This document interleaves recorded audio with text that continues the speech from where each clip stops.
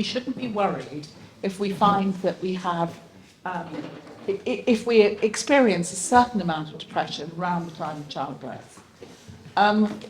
Postpartum depression is much more serious than that, and it actually affects quite a lot of women. There are wildly varying statistics, but in the UK, we generally accept that about 1 in 7 women will suffer from postpartum depression. In the US, statistics seem to be a little bit higher. So they range from about 1 in 20 to 1 in 5, depending on where we find our statistics. But whichever way we look at it, there's an appreciable number of women.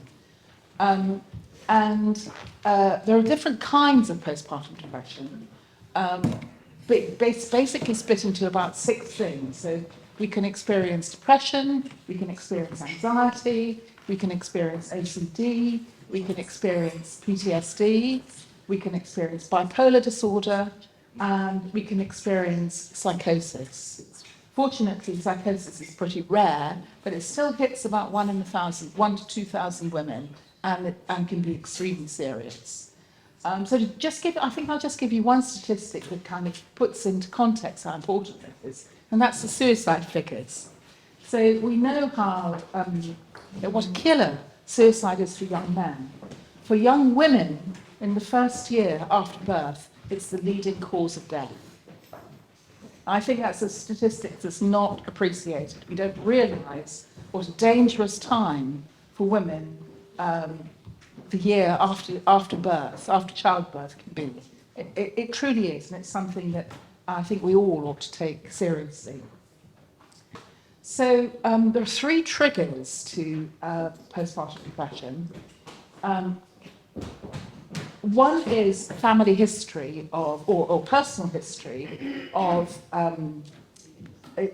depression, of bipolar disorder, of schizophrenia. So people who have that history, either themselves or within their family, are going to be more at risk. And it seems to me that that's not non-negotiable. If you've got that history, you've got that history. And if it's personal history, you may be able to work through some stuff, but it's going to be there as a risk factor. The second major trigger is having existing PTSD. And one might be able to do things about that, but again, you're going to be carrying that. And the third factor, which is often regarded as the major factor, is insomnia. And to me, actually, I felt when I said that, my kind of body went cold, because I've been working with insomnia myself for a long time. I was a dreadful insomniac myself, a truly appalling insomniac who used to hallucinate because I was so sleep deprived as a teenager. I didn't crack my insomnia until my 50s, and I now run a sleep tech company. So it's become, it's a total obsession. And I think that generally we underrate the importance of sleep. When I look at postpartum depression, it kind of socks me between the eyes, because it's such a factor for postpartum depression. And it seems to me that it's something that we could be addressing in a way that we're not addressing now. So what tends to happen now is that during pregnancy, lots of women experience difficulties to their sleep, and we don't tend to treat it. Obviously, people don't want to take drugs when they're pregnant. You don't want to have an effect on the baby. And if doctors are alive to the risk of postpartum depression, they tend to adopt a kind of wait-and-see attitude, when it seems to me that a preventative attitude would be a much healthier one for everybody concerned.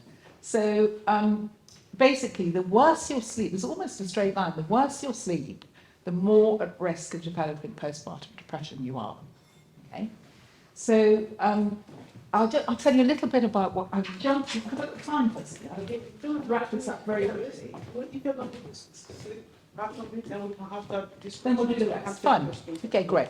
So I'll just talk about sleep. So I run now a sleep tech company.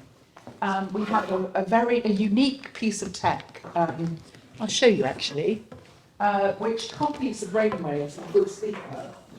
So what you do is you take our little device, you press the button, then it starts to run a pattern of extremely low power pulses, which are the same as those that are generated by the brain of a good sleeper. So there's no sound, there's no vibration.